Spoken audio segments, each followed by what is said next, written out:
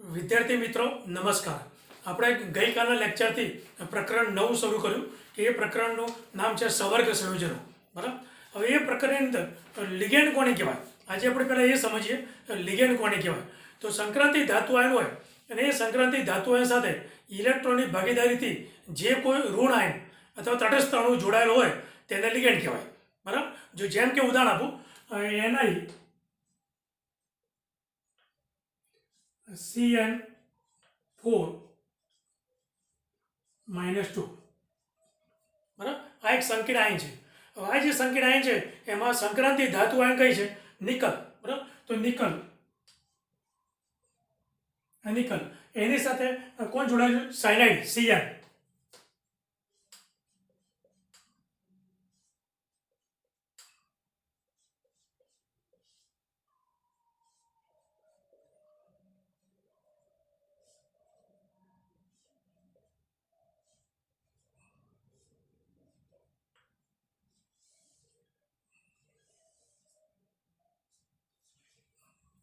બરાબર. આ પ્રમાણે તો સંક્રાંતિ ધાતુ આયન નિકલ જે છે એ નિકલ સાથે આ સાયનાઇડ જે છે એ સાયનાઇડ ઇલેક્ટ્રોન ભાગીદારી દ્વારા જોડાયેલો છે. તો ઇલેક્ટ્રોન ભાગીદારીથી જે ઋણ આયન અથવા તટસ્થ અણુ, તો આ કોણ છે? ઋણ આયન છે. બરાબર. ઋણ આયન અથવા એની જગ્યાએ બીજું કોણ હોઈ શકે? તટસ્થ અણુ પણ હોઈ શકે.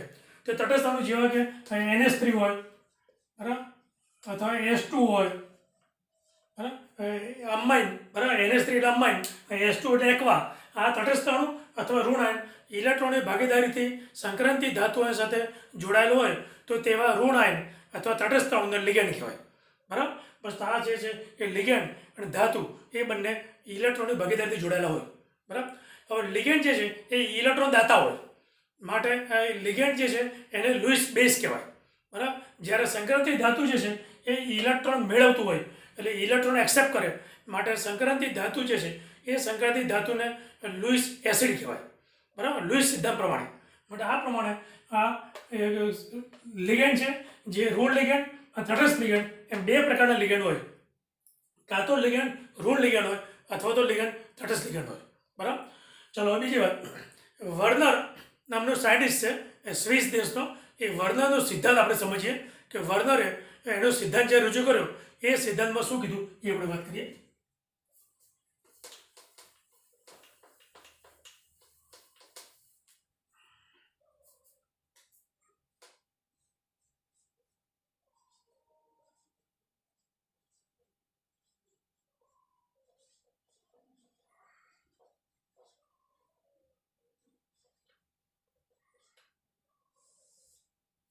બરાબર. સ્વિસ દેશનો વૈજ્ઞાનિક છે આલ્ફ્રેડ વર્નર.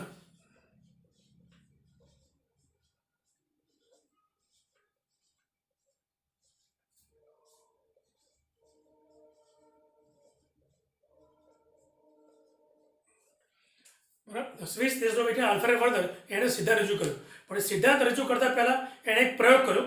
હવે એ પ્રયોગમાં શું કર્યું? બે સંયોજન લીધા, એક કોબાલ્ટ ક્લોરાઇડ COCl3 અને એમોનિયા.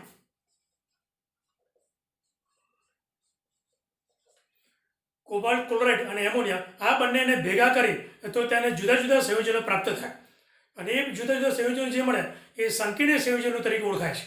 બરાબર. જો જુદા જુદા સંયોજન કયા એને પ્રાપ્ત થાય તો એક તો COCl3 6NH3, COCl3 5NH3. આનો રંગ પીળો હોય, આનો રંગ જાંબુડિયો હોય. COCl3 4NH3, COCl3 3NH3.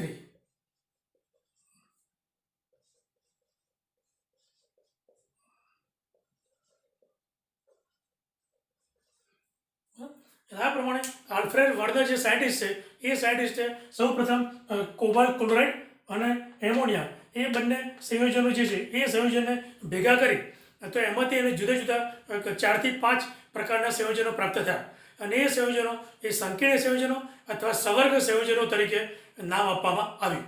બરાબર. એ કયા સંયોજન? તો આ બંનેને ભેગા કરવાથી આટલા સંયોજન મળે, બરાબર. CuCl3 6 એમોનિયા, જેનો રંગ પીળો હતો, બરાબર. CuCl3 5 એમોનિયા, જે જાંબુડિયા રંગનો હતો. CuCl3 4 એમોનિયા, લીલો. અને CuCl3 3 એમોનિયા, જાંબલી. એટલે આ પ્રમાણે જુદા જુદા સંકીર્ણ સંયોજનો તેને પ્રાપ્ત થયા. અને એ સંકીર્ણ સંયોજનોનો અભ્યાસ કર્યા પછી તેણે સિદ્ધાંત રજૂ કર્યો. હવે એ સિદ્ધાંત કયો છે, હવે આપણે એના વિશે જોઈએ કે એણે સિદ્ધાંતમાં શું રજૂઆત કરી, બરાબર. ચાલો, સિદ્ધાંતનો પહેલો મુદ્દો.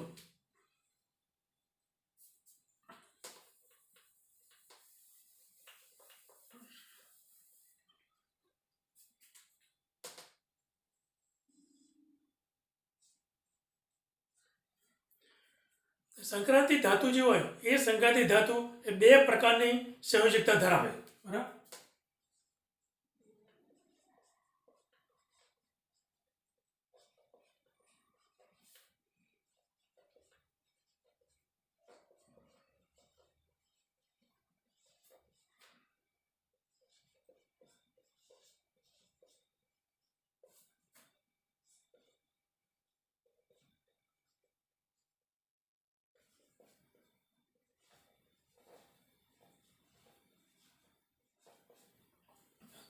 સવર્ગ સંયોજનમાં સંક્રાંતિ ધાતુ આયન જે છે એ સંક્રાંતિ ધાતુ આયન એ બે પ્રકારની સંયોજકતા ધરાવે. એક તો પ્રાથમિક અને બીજું દ્વિતીય, બરાબર. હવે આ પ્રાથમિક અને દ્વિતીય સંયોજકતા શું છે એના માટે તમે ઉદાહરણ આપું. ચાલો, ધારો કે એક સંયોજન છે, એ સંયોજન આ પ્રમાણે છે: Cr H2O 6 Cl3 Br3. ધારો કે આ એક સવર્ગ સંયોજન છે. હવે સવર્ગ સંયોજનમાં સંક્રાંતિ ધાતુ કઈ છે? ક્રોમિયમ છે, બરાબર. તો આ ક્રોમિયમ સાથે આ ચોરસ કૌંસની અંદર જે છે આ તટસ્થ લિગેન્ડ છે, આ ઋણ લિગેન્ડ છે, આ ઋણ આયન છે, એ બધા જ લિગેન્ડ અને ઋણ આયન એ બધા સંક્રાંતિ ધાતુ સાથે જોડાયેલા છે. પણ એ બંનેના જોડાણમાં ફેર છે. જે ચોરસ કૌંસની અંદર છે એ ધાતુ સાથે જોડાયેલા દ્વિતીયક સંયોજકતાથી જોડાયેલા છે, અને જે ચોરસ કૌંસની બહાર છે એ ધાતુ સાથે પ્રાથમિક સંયોજકથી જોડાયેલા છે, બરાબર. જો આ જે છે એ કોણ છે? તટસ્થ લિગેન્ડ.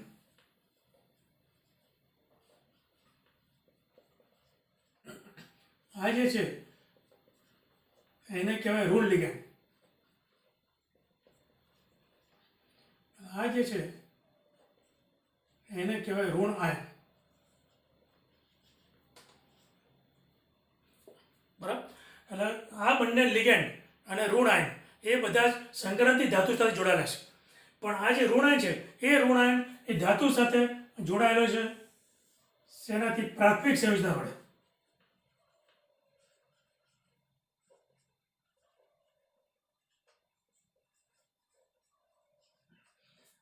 બરાબર. આ ઋણ આયન એ ધાતુ સાથે જોડાયેલો પ્રાથમિક સંયોજના વડે હોય, બરાબર. ચાલો, પછી આ લિગેન્ડ,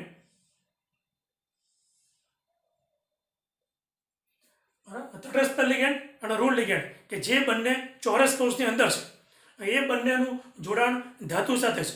અને એ ધાતુ સાથે શેનાથી જોડાણ છે? દ્વિતીયક સંયોજકતાથી જોડાણ છે. કઈ સંયોજક? દ્વિતીયક સંયોજકતા.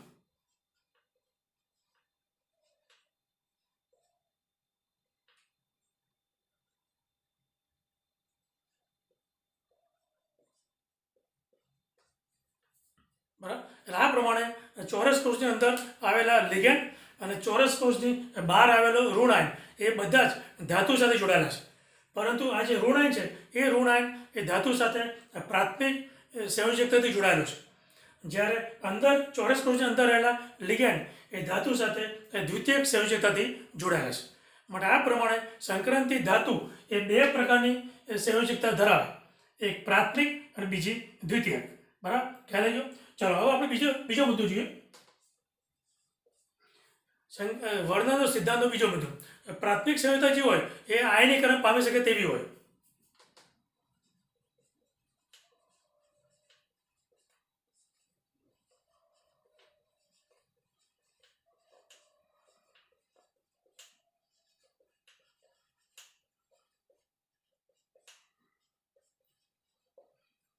બરાબર.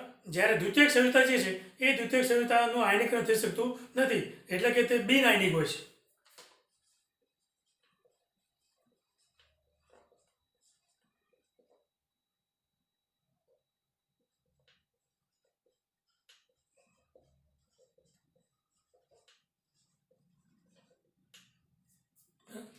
શું કહેવા માંગે છે આપણે એ સમજીએ. ધાતુ જે છે એ ધાતુની પ્રાથમિક સંયોજકતા આયનીકરણ પામી શકે તેવી હોય, જ્યારે ધાતુની દ્વિતીયક સંયોજકતા આયનીકરણ થઈ શકતું નથી. બરાબર. હવે આયનીકરણ એટલે શું સમજવાનું? બરાબર. જો એનું ઉદાહરણ આપું. ચાલો ધારો કે આ સંયોજન છે.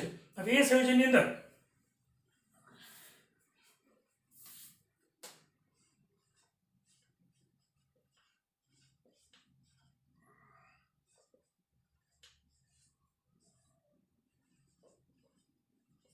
બરાબર આ એક સવર્ગ સંયોજન છે. હવે આ સવર્ગ સંયોજન એક ટેસ્ટ ટ્યુબમાં દ્રાવણ લેવામાં આવે. આ સવર્ગ સંયોજનનું એક ટેસ્ટ ટ્યુબમાં દ્રાવણ લઈ અને પછી તેમાં જો સિલ્વર નાઇટ્રેટ ઉમેરવામાં આવે EgNO3,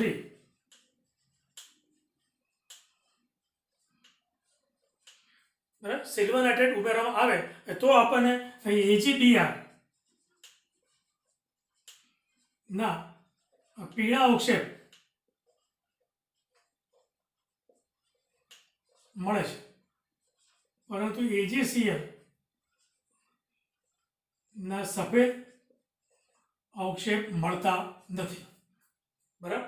આ સવર્ગ સંયોજન જે છે એ સંયોજનનું દ્રાવણ એક કસ તળેમાં લેવાનું. એક કસ તળેમાં લઈ એમાં સિલ્વર નાઇટ્રેટનું દ્રાવણ ઉમેરવામાં આવે તો આપણને AgBr ના પીળા અવક્ષેપ મળે છે, પરંતુ AgCl ના સફેદ અવક્ષેપ મળતા નથી. બરાબર. આનો અર્થ એવો થયો કે આ જે બ્રોમિન છે એ બ્રોમિન એ ક્રોમિયમ ધાતુથી છૂટો પડે. એટલે બ્રોમિન જે છે એ બ્રોમિન ક્રોમિયમ ધાતુથી છૂટો પડે માટે શું થયું? આયનીકરણ થયું. બરાબર. માટે આયનીકરણ થયું માટે એ બ્રોમિન એ Ag સાથે જોડાયું. બરાબર. અને આ બ્રોમિન Ag સાથે જોડાયું ક્રોમિયમથી છૂટો પડી અને આ બ્રોમિન Ag સાથે જોડાયું માટે આપણને AgBr ના પીળા અવક્ષેપ મળ્યા. બરાબર. પરંતુ આ ચોરસ કૌંસની અંદર જે છે એ ચોરસ કૌંસની અંદર જે ક્લોરીન છે એ ક્લોરીન એ છૂટો પડી શકતો નથી. એટલે કે ક્લોરીનનું આયનીકરણ થઈ શકતું નથી. માટે ક્લોરીન છૂટો ના પડે તેથી તે Ag સાથે જોડાતો નથી. માટે આપણને AgCl ના સફેદ અવક્ષેપ મળતા નથી. બરાબર. માટે આ પ્રમાણે બ્રોમિન છૂટો પડે, બ્રોમિન ચોરસ કૌંસની બહાર છે માટે તેનું આયનીકરણ થઈ શકે. એટલે આયનીકરણ થાય માટે તે છૂટો પડે માટે AgBr ના અવક્ષેપ મળે. પણ જે ચોરસ કૌંસની અંદર છે ક્લોરીન એ ક્લોરીન છૂટો પડી શકતો નથી માટે એ ક્લોરીન Ag સાથે જોડાતો નથી. માટે આપણને AgCl ના સફેદ અવક્ષેપ મળતા નથી. બરાબર. બસ તો આને આયનીકરણ કહેવાય. બરાબર. તો ધાતુ જે છે એ ધાતુની પ્રાથમિક સંયોજકતા જે છે, બરાબર, આ બ્રોમિન એ ક્રોમિયમ સાથે, બરાબર, ધાતુ સાથે શેનાથી જોડાયેલો છે? પ્રાથમિક સંયોજકતાથી જોડાયેલો છે. માટે આ પ્રાથમિક સંયોજકતાથી જોડાયેલો જે બ્રોમિન હતો એ બ્રોમિનનું આયનીકરણ થઈ ગયું. એટલે આયનીકરણ થયું માટે શું કહેવાય કે પ્રાથમિક સંયોજકતા જે છે એ આયનીકરણ પામે તેવી હોય. બરાબર. પ્રાથમિક સંયોજકતા કેવી હોય? આયનીકરણ પામે તેવી હોય. જ્યારે દ્વિતીયક સંયોજકતા આ ક્લોરીન જે છે એ ક્લોરીન ધાતુ સાથે દ્વિતીયક સંયોજકતાથી જોડાયેલું છે. માટે દ્વિતીયક સંયોજકતાથી જે જોડાયેલા હોય એ ધાતુથી છૂટા પડી શકે નહીં, એટલે કે મુક્ત થઈ શકે નહીં. બરાબર. તેથી ક્લોરીન છૂટો પડી શકતો નથી માટે આપણને AgCl ના સફેદ અવક્ષેપ મળતા નથી. માટે આ દ્વિતીયક સંયોજકતા જે છે એ સંયોજકતાથી જોડાયેલા જે આયનો હોય, બરાબર, અથવા અણુ, ઋણ આયન અથવા તો અણુ એ આયનીકરણ થઈ શકતું નથી. બરાબર. ધાતુ સાથે દ્વિતીયક સંયોજકતાથી જે જોડાયેલા હોય તેનું આયનીકરણ થઈ શકે નહીં. બરાબર. તો આની અંદર એક્વા અને ક્લોરાઇડ આ બંને ધાતુ સાથે દ્વિતીયક સંયોજકતાથી જોડાયેલા છે માટે આ બંનેનું આયનીકરણ થઈ શકે નહીં. બરાબર. માટે ક્લોરીન છૂટો પડે નહીં તેથી આપણને AgCl ના સફેદ અવક્ષેપ મળે નહીં. બરાબર. જો પરંતુ આનાથી ઉલટું હોય, બરાબર, આ બ્રોમિન જો અંદર હોય અને આ ક્લોરીન જો બહાર હોય, બરાબર, આ બ્રોમિન અંદર હોય અને આ ક્લોરીન બહાર હોય તો આપણને AgBr ના પીળા અવક્ષેપ ના મળે, તો આપણને AgCl ના સફેદ અવક્ષેપ મળે. બરાબર. કોના? AgCl ના સફેદ અવક્ષેપ મળે પણ AgBr ના પીળા અવક્ષેપ ના મળે. ક્યારે? આ બ્રોમિન અહીંયા હોય અને આ ક્લોરીન અહીંયા હોય તો આપણને AgBr ના પીળા અવક્ષેપ ના મળે. તો અવક્ષેપ કોના મળે? AgCl ના સફેદ અવક્ષેપ મળે. બરાબર. પણ આ પ્રમાણે ધાતુની પ્રાથમિક સંયોજકતા આયનીકરણ પામી શકે તેવી હોય, જ્યારે ધાતુની દ્વિતીયક સંયોજકતાનું આયનીકરણ થઈ શકતું નથી. બરાબર. ચલો આગળ.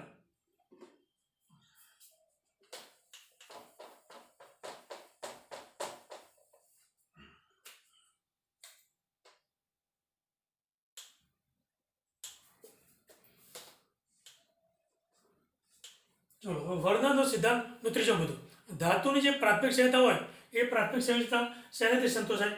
ઋણ આયનોથી સંતોષાય. બરાબર. ધાતુની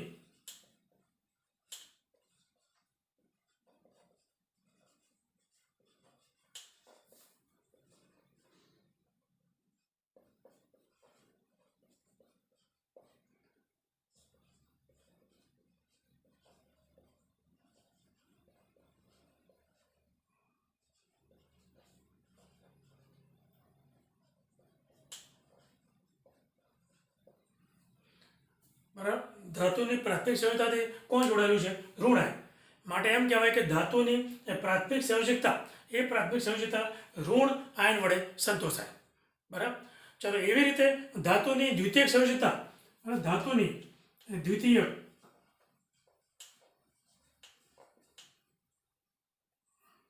સંયોજકતા એ ઋણ આયન અથવા તટસ્થ અણુ વડે સંતોષાય.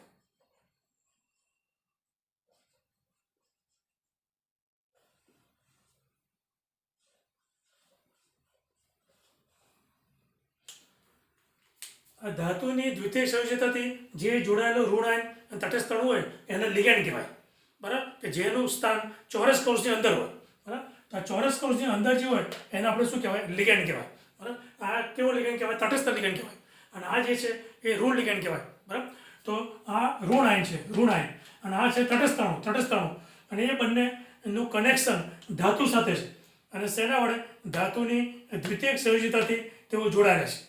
માટે એમ કહેવાય કે ધાતુની દ્વિતીયક સંયોજકતા એ ઋણ આયન અથવા તટસ્થ અણુ વડે સંતોષાય, એટલે કે લિગેન્ડ વડે સંતોષાય છે. બરાબર. આ બંનેને લિગેન્ડ કહેવાય. આ લિગેન્ડ કેવો છે? ઋણ લિગેન્ડ. અને આ કેવો લિગેન્ડ? તટસ્થ લિગેન્ડ છે. માટે લિગેન્ડ વડે ધાતુની દ્વિતીયક સંયોજકતા સંતોષાય. ચાલો ત્યાર પછી ચોથો મુદ્દો, ધાતુ જે છે એ ધાતુની દ્વિતીયક સંયોજકતા જે છે એ દ્વિતીયક સંયોજકતાને સહવર્ગાંક કહેવાય. બરાબર. એનું શું કહેવાય? સહવર્ગાંક.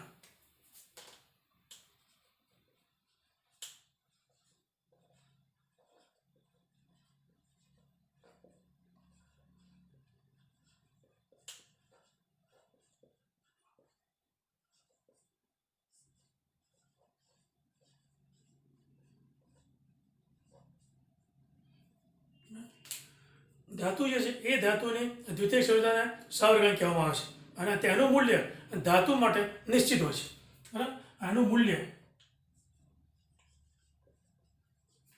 ધાતુ માટે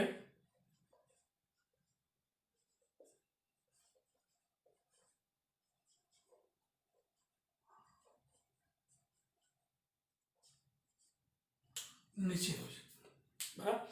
ધાતુ જે છે એ ધાતુની દ્વિતીયક સંયોજકતાને સહવર્ગાંક કહેવાય. અને આ જે સહવર્ગાંક છે એ સહવર્ગાંકનું મૂલ્ય ધાતુ માટે કેવું હોય? નિશ્ચિત હોય છે. બરાબર. ચાલો ત્યાર પછીનો મુદ્દો નંબર 5, આ સવર્ગ સંયોજન જે હોય એ સવર્ગ સંયોજનને ચોરસ કૌંસથી દર્શાવાય.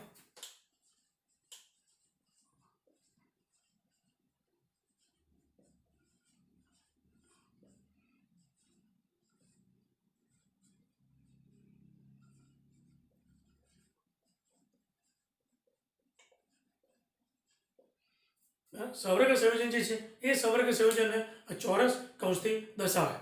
ચોરસ કૌંસની બહારનો જે આયન હોય એને પ્રતિ આયન કહેવાય. બરાબર. આ ચોરસ કૌંસ